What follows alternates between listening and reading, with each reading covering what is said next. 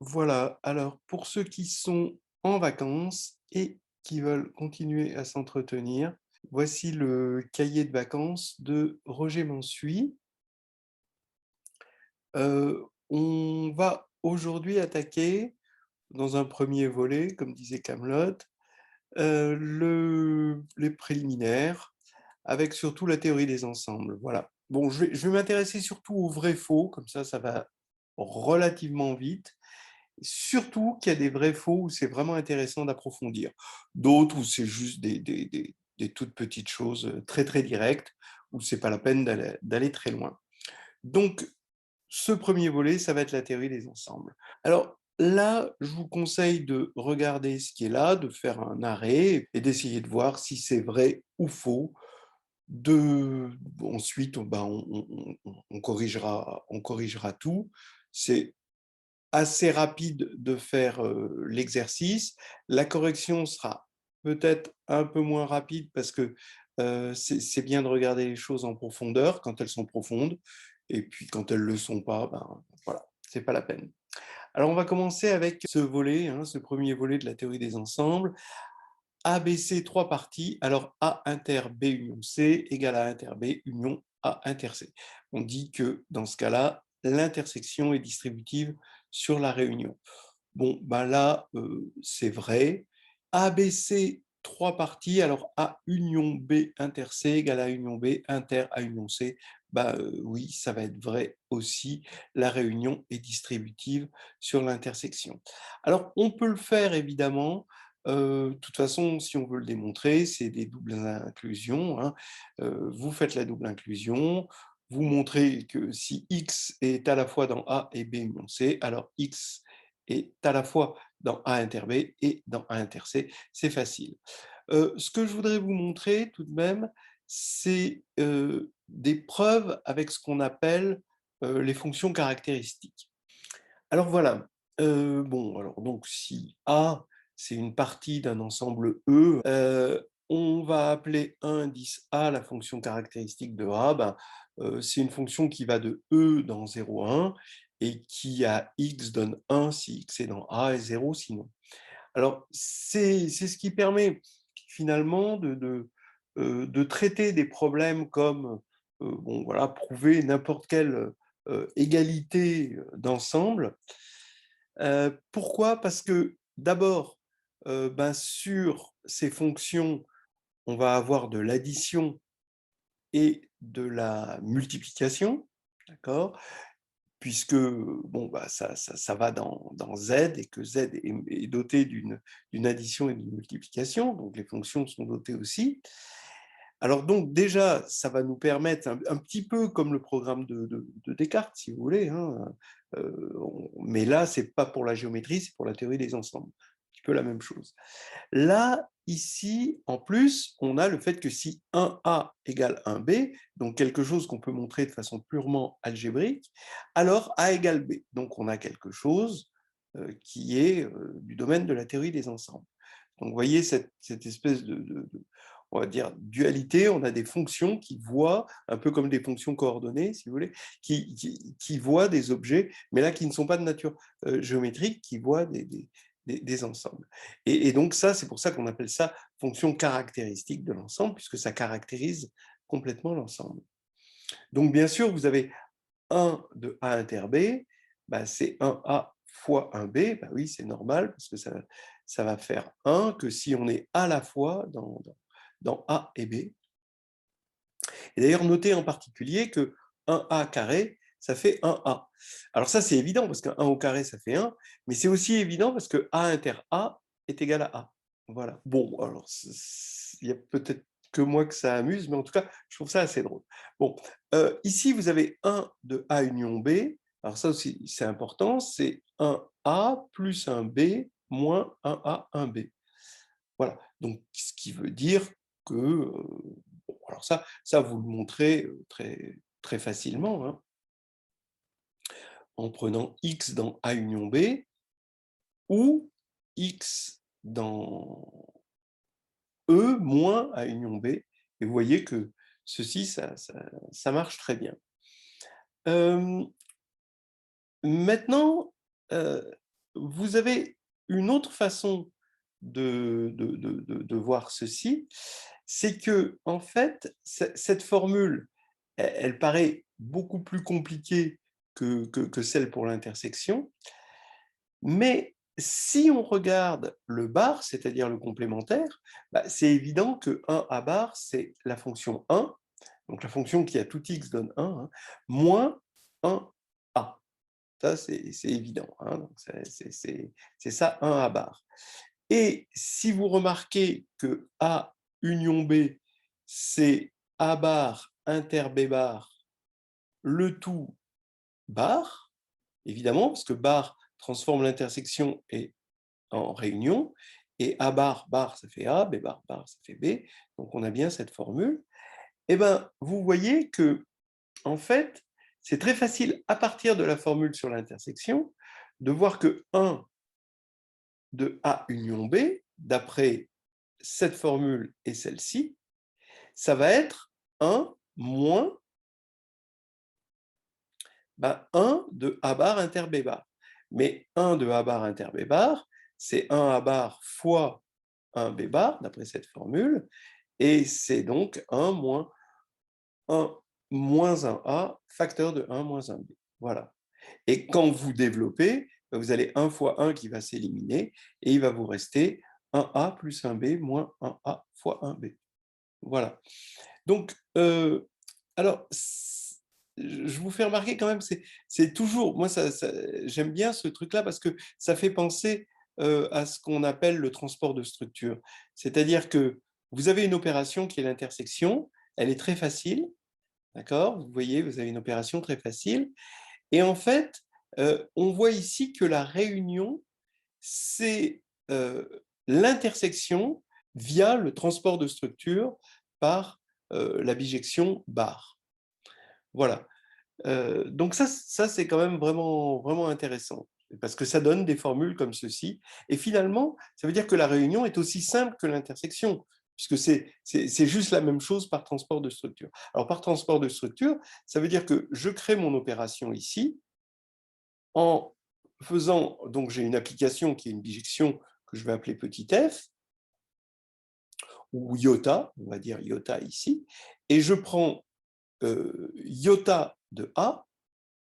Là, j'ai mon opération facile, là c'est l'intersection inter iota de B, et tout ça, je passe par iota moins 1.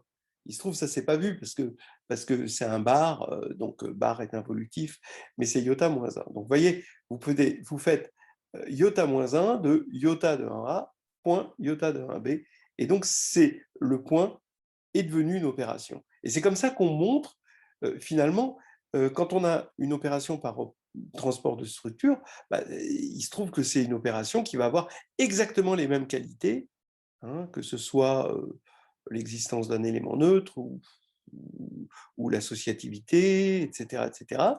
Ça va avoir exactement les mêmes propriétés, la commutativité bien sûr, les mêmes propriétés, hein, on va avoir des isomorphismes, entre guillemets, que l'application de départ. Donc en gros, à se rappeler, hein, la réunion, c'est l'intersection par transport de structure via l'application bar. Voilà. Alors, donc, du coup, je reviens à ce qu'on disait, la distributivité devient quelque chose de très amusant parce que ça se fait avec un calcul enfantin et non pas avec des doubles inclusions, hein, qui peuvent sembler un petit peu plus besogneuses.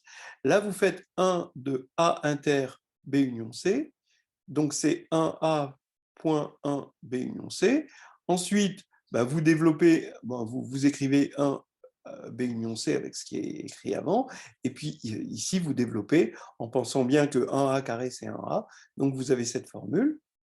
Et 1 de A inter B union A inter C, pareil, vous le faites, hein, c'est très facile, et vous allez retomber sur la même chose. Et comme vous avez égalité entre les deux, le fait que ce sont des fonctions caractéristiques, comme on a dit tout à l'heure, voilà ici, va faire que A inter B union C, c'est A inter B union A inter C. Donc vraiment, c'est quelque chose de très joli de faire les choses comme ça. Et quand ensuite vous allez devoir prouver des choses plus compliquées comme la formule du crible, eh ben, vous serez content de trouver ça. Alors ici, pareil, vous voulez montrer la distributivité de la réunion sur l'intersection, ben vous le faites. Là, vous allez avoir un A plus un B inter C, donc un B point un C, moins l'intersection, donc un A, un B, un C. Voilà. Et quand vous allez faire ça, vous allez avoir un A plus un B moins un A, un B, donc ça c'est 1 de A union B, multiplié par un A plus un C moins un A, un C. Voilà, donc ça c'est 1 de A union C. Et quand vous allez développer, bon, c'est vraiment un petit jeu d'enfant, vous allez retomber sur cette formule qui est la même que celle-là. Et donc, comme c'est des fonctions caractéristiques, on a ici l'égalité. Alors maintenant, donc, bon, l'intersection de 4Z inter 6Z est égale à 12Z. Vous savez que l'intersection des idéaux de Z par transport de structure, encore une fois, c'est un transport de structure, entre l'application qui a un idéal de Z associe son unique générateur positif, ça correspond au PPCM. Donc, ça revient à dire, est-ce que le PPCM de 4 et 6, c'est 12? Et ça, c'est vrai. Par contre, ça, c'est forcément... Donc, là, pour l'instant, on a vrai, vrai, vrai. Hein. Ça, c'est forcément faux. Hein. 2 est dans 2Z, mais 2 n'est ni multiple de 4, ni multiple de 6, donc ça, c'est absolument faux. En revanche, on aurait pu dire que 4Z plus 6Z, parce que par transport de structure, plus dans N devient le PGCD, et bien oui, le PGCD de 4 et 6, c'est 2. Voilà, donc ça, c'est faux. Bon, alors, soit A, B des parties finies. Alors, le cardinal de A inter B plus le cardinal de A union B est égal au cardinal de A plus le cardinal de B. Alors ça, c'est tout à fait vrai. Hein. Et pareil, vous pouvez essayer de vous amuser à le montrer avec des fonctions caractéristiques, parce que le cardinal, c'est la somme pour x dans E de 1 indice A de X. Ça, c'est le cardinal de A. D'accord. Voilà. Donc, ça, c'est. Et donc, vous pouvez montrer mieux. Voilà une façon de l'écrire, que cardinal de A union B est égal à cardinal de A plus cardinal de B moins cardinal de A inter B. Et si vous voulez généraliser à trois ensembles, c'est-à-dire trois parties du même ensemble E, le cardinal de A union B union C, vous allez avoir la somme des cardinaux, moins la somme des intersections 2 à 2, plus la somme des intersections des trois. Et la généralisation, c'est la formule du crible. Voilà. Alors, la formule du crible que je vous mets ici, vous avez, vous voyez, ce moins 1 puissance k moins 1 et des intersections k par k, petit k, hein, c'est pas k par k, CAS. Et ici, vous avez l'intersection. Vous voyez bien que quand vous en avez 1, ici, c'est plus. Donc là, c'est bien moins 1 puissance k moins 1. Voilà. Bon, vous allez trouver par exemple cette formule, la formule du crible, prouvée dans Carnet de voyage en algébrie, avec justement les fonctions caractéristiques. C'est vraiment un jeu d'enfant de le montrer comme ceci. Alors là maintenant, bon, c'est des cardinaux de segments de Z. C'est très facile, c'est la loi des intervalles. C'est-à-dire que pour avoir le cardinal, il faut faire, si on veut le cardinal du segment AB dans Z, il faut faire B moins A, mais il ne faut pas oublier d'ajouter 1, c'est la loi des intervalles. Donc ici, ça va faire quoi? 2n moins n plus 1, donc c'est n plus 2, donc là ça va être faux. Ici, ça va faire 2n plus 1 plus 1 encore, donc ça fait plus 2, donc c'est encore faux, voilà. Il y a 10 puissance k entier naturel s'écrivant avec exactement k chiffres en base 10. Bon, oui, c'est vrai, 50 entiers pairs dans l'intervalle 0-100. Bon, ben non, déjà dans l'intervalle 0-2, il faudrait qu'il y ait un entier pair alors qu'il y en a deux. Donc, c'est pas la peine de...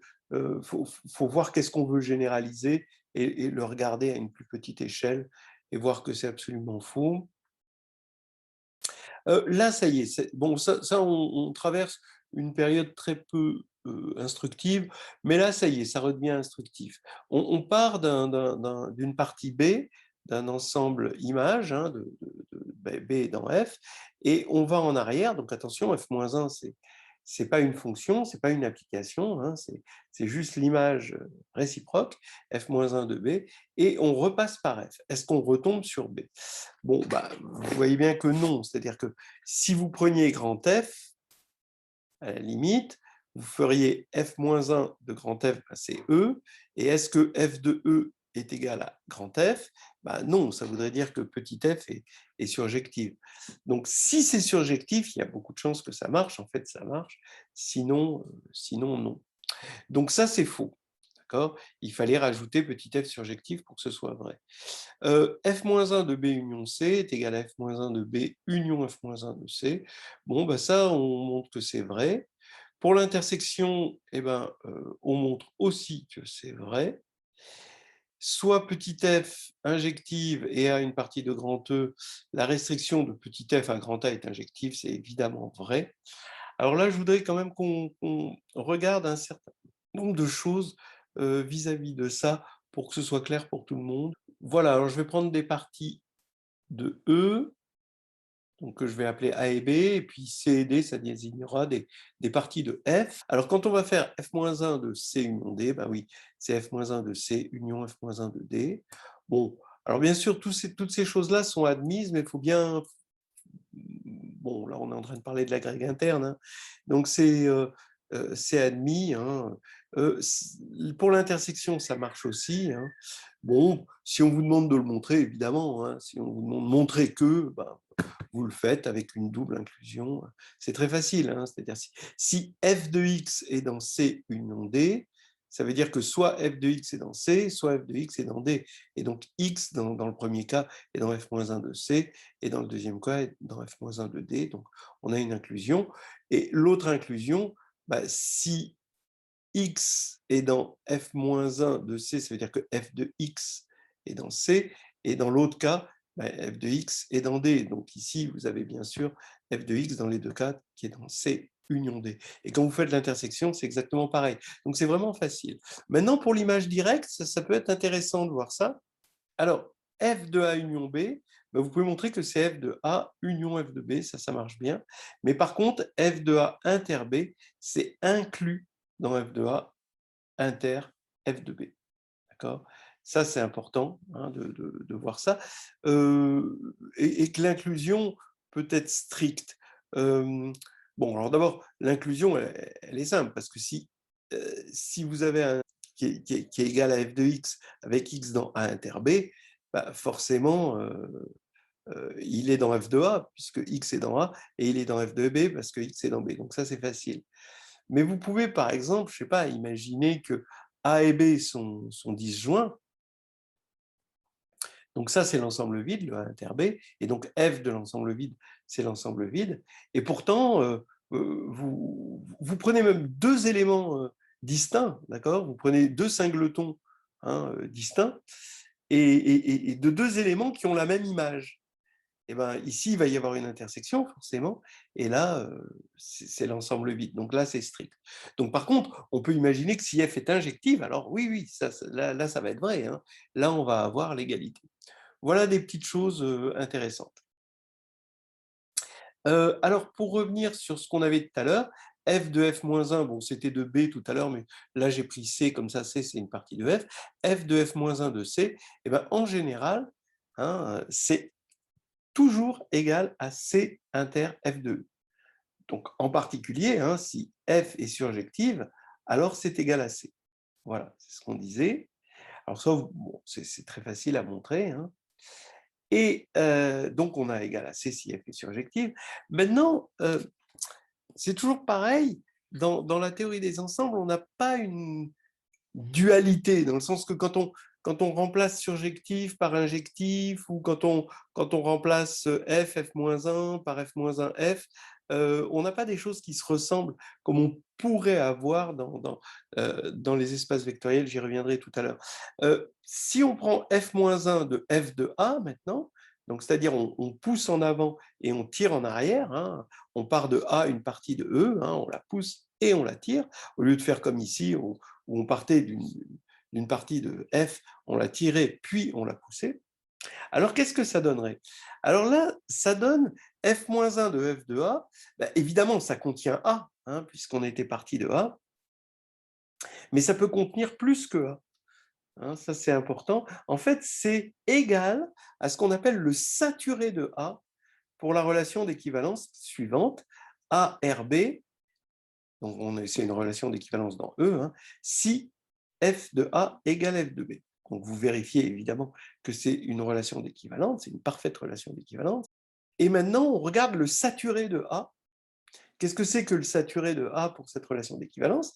C'est la réunion des classes de A, donc tous les petits b, d'accord, qui sont tels que f de A est égal à f de B, avec petit a dans grand A.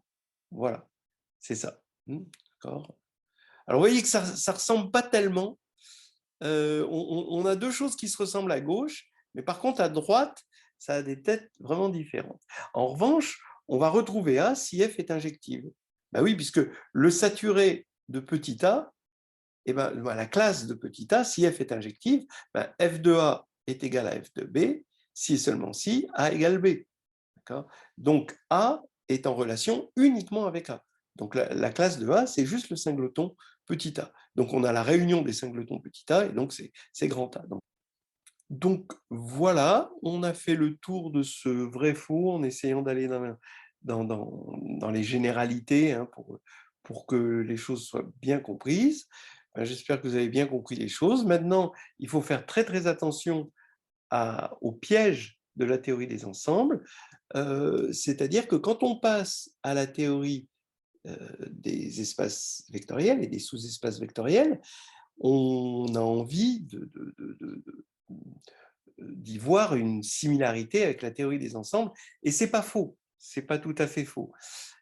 Effectivement, donc regardons ceci, et ben là, c'est faux. C'est-à-dire que il y a deux opérations dans les sous-espaces d'un espace, c'est l'intersection et la somme. Ben, la somme, on a envie de dire qu'elle ressemble à la réunion. Bon, pourquoi pas? Eh ben, l'intersection n'est pas distributive sur la somme. Ça peut lui arriver de l'être dans des situations très particulières, comme ce qu'on appelle de treillis distributif, c'est-à-dire par exemple, quand on travaille sur le lemme des noyaux, on a des situations comme ça, mais en général, c'est absolument faux. Et la somme n'est pas distributive sur l'intersection non plus, par dualité, on va dire. Là, eh bien, là, ça va marcher si on remplace, dans la théorie des espaces vectoriels, le cardinal par la dimension. On va avoir effectivement la dimension de l'intersection plus la dimension de la somme est égale à la somme des dimensions des deux sous-espaces vectoriels.